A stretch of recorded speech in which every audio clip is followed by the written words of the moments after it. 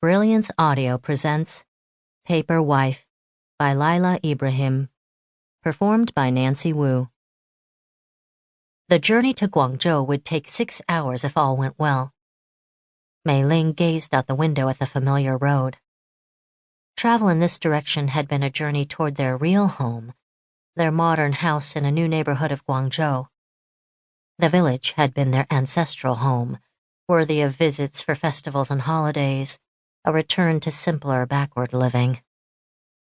As a young child, she loved visits to the village, running through the fields, giving honor at the little temple, and playing with the animals. Over time, she'd grown disdainful of the simple rural life and was mortified when they were forced to move there permanently. They'd been fortunate to have a home in a village when the soldiers came. Mei Ling and Jie had assured one another it would only be a temporary move, that they would return to the city, their real lives. She might have fought harder to stay in Guangzhou had she known that life would lead her to this, marrying a Gamsang Hak and sailing away to a foreign land. The matchmaker interrupted her thoughts. "If we arrive when I expect, we will go directly to the church. You will walk between the chairs to the front, where you will stand for the entire ceremony. It will be very fast, so you won't tire. The minister will ask you each questions. You will agree. Then you will sign papers, and it will be over. I will stay until then." Mei Ling gave a single nod. Then she sat back and closed her eyes, hoping the woman would just leave her in silence. Hours later, Mei Ling opened them when she heard noises from outside the palanquin. She peered out of the curtain. Her heart leaped at the sight of this city, her city. Guangzhou, Canton to the Westerners, was buzzing around her. She was home, if only for a day. Motor cars, rickshaws, and carts filled the packed dirt street. Containers of water, oil, and nuts dangled from poles slung over the dark brown shoulders of thin men. Some vendors weaved in and out of traffic, hoping to make sales from drivers and passengers. Mothers with filthy babies sat on the ground with begging bowls. May they be safe from all harm. May they be free from all suffering. May they know joy.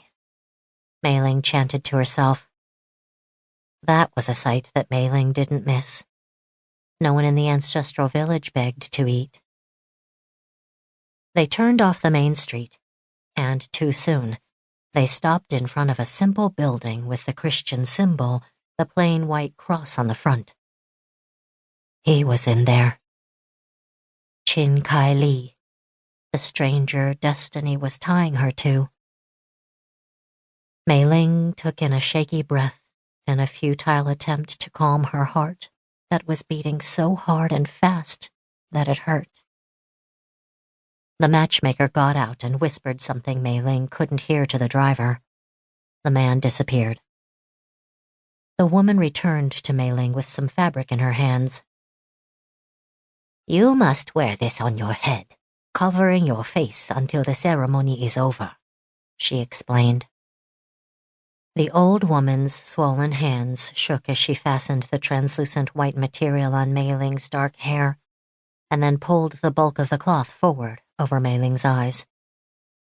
Her body tensed reflexively against the assault of the fabric. Mei Ling closed her eyes, took a deep breath, and reminded herself that it was only temporary. She slid her hands up against the netting to pull it a few inches away from her face. The lightweight fabric was scratchy and rough. Looking straight downward, she could see clearly. She focused on the colors in her skirt and ignored the misty white shroud obstructing her vision. The old woman climbed out again,